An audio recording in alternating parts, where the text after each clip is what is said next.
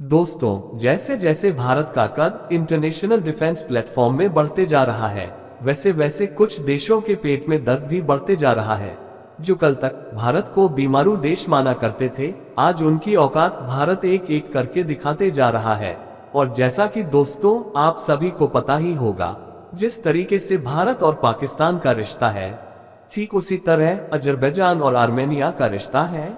साल 2020 में अजरबैजान की लड़ाई के बाद आर्मेनिया ने बड़ी मात्रा में भारत से हथियारों को परचेज किया था और इन हथियारों में रॉकेट, मिसाइल, आर्टिलरी से लेकर के मॉनिटरिंग म्यूनिशन एवं स्मॉल आर्म्स तक शामिल है। और जब से भारत के द्वारा आर्मेनिया को हथियारों का सप्लाई किया जाना शुरू किया गया है, तब से अजरबैजान के हाथ पैर फूल चुके हैं और अजरबैजान को इसकी काट नहीं मिल रही है। तो उसने भारत के इन हथियारों को लेकर अपना प्रोपेगेंडा वॉरफेयर को शुरू कर दिया है। पूरी खबर क्या है इस वीडियो में जानते हैं, लेकिन आगे बढ़ने से पहले भारत के डिफेंस सेक्टर के बढ़ते एक्सपोर्ट और इंटरनेशनल मार्केट में दबदबे के लिए वीडियो को एक लाइक करके चैनल को सब्सक्राइब जरूर कर लीजिए, ताकि हमें ऐसी ही वीडियो बनाने की मोटिवेशन मिलती रहे।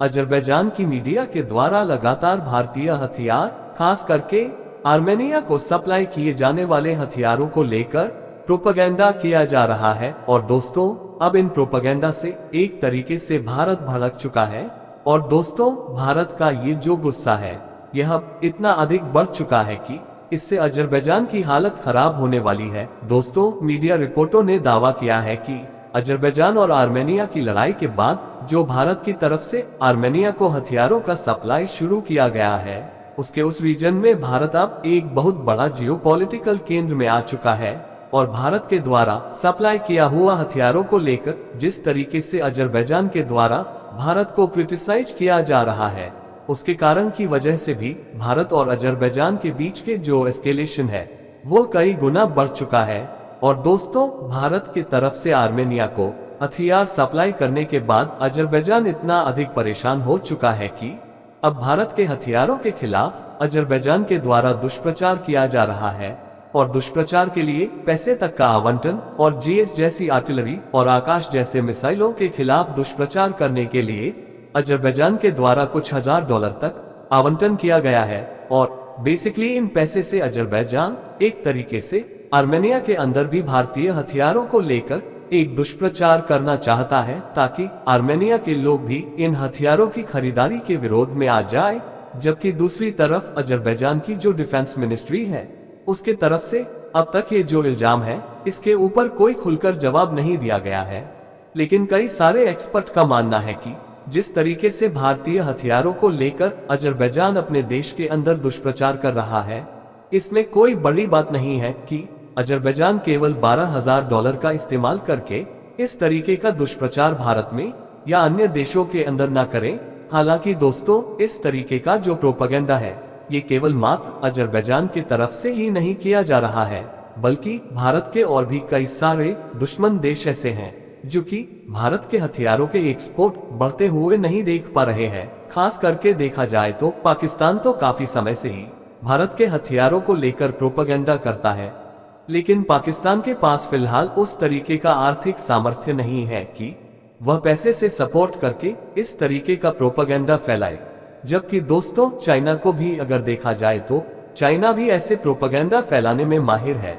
अब चाइना अपने देश के अंदर तो सभी तरीके के सोशल मीडिया के ऊपर प्रतिबंध लगाते हुए बाहर के किसी भी कंटेंट को बिना सेंसर किए अपने देश के अंदर पब्लिश नहीं होने देता है, तो वहीं पर दूसरी तरफ अन्य देशों के अंदर जाकर चाइना इसी सोशल मीडिया की आजादी को लेकर हल्ला मचाता है। और वही सोशल मीडिया अकाउंट्स का इस्तेमाल करके अन्य देशों के खिलाफ, खास करके उन देशों के लॉ एंड रूल रेगुलेशन के खिलाफ प्रोपेगेंडा भी करता है। अब दोस्तों, ऐसे प्रोपेगेंडा के बावजूद भारत के हथियारों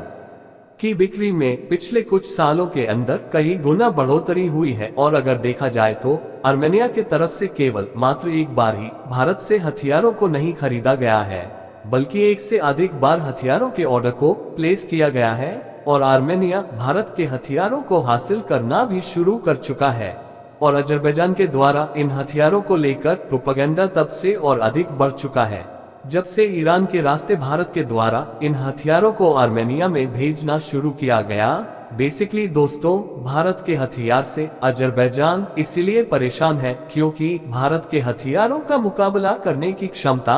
फिलहाल अजरबैजान के पास नहीं है, और अजरबैजान को मदद करने वाले देश मतलब तुर्की और पाकिस्तान जैसे देश भी भारत के हथियारों के खिलाफ उसे बचा नहीं सकते। बाकी बचा अजरबैजान और आर्मेनिया का कॉन्फ्लिक्ट, तो जो साल 2020 में घटा था, उस समय आर्मेनिया को सपोर्ट करने के लिए कोई नहीं था, लेकिन आर्मेनिया के समर्थन में भारत आ चुका है, जिसका सिंपल मतलब यह है कि अजरबैजान अगर यह सोचता है कि आर्मेनिया के ऊपर हमला करके फिर से आर्मेनिया की जमीन को हड़प सकेगा, तो यह अजरबैजान का जो सपना है ये कभी पूरा नहीं होगा, और इस सपने को चूर चूर होते हुए देखने के बाद अब अजरबैजान परेशान हो गया। और दोस्तों, इन्हीं कारणों की वजह से इस तरीके का प्रोपेगेंडा वॉरफेयर अजरबैजान के द्वारा छेड़ा गया है, और मेरा मानना यह है कि इसका जवाब जब भारत की तरफ से दिया जाएगा तो अजरबैजान को और अधिक परेशानी होगी। अब दोस्तों, एक तरफ जहां पर भारत अपने हथियारों को एक्सपोर्ट कर रहा है,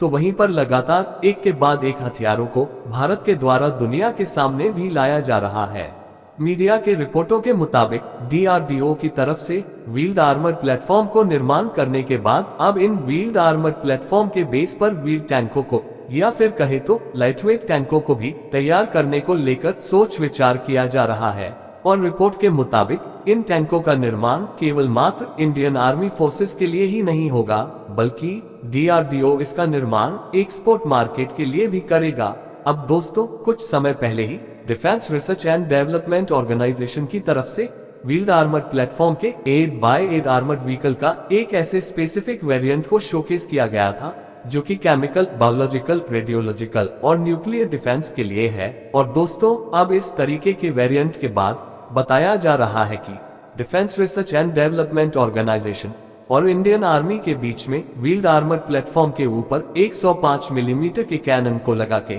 एक लाइट आर्मर्ड टैंक या फिर कहे तो व्हील्ड टैंकों को बनाने को लेकर भी चर्चा किया जा रहा है। दोस्तों, आज के लिए बस इतना ही। अगर हमारी यह वीडियो पसंद आए हो तो वीडियो को एक लाइक करके चैनल को सब्सक्राइब जरूर कर लीजिएगा। धन्यवाद।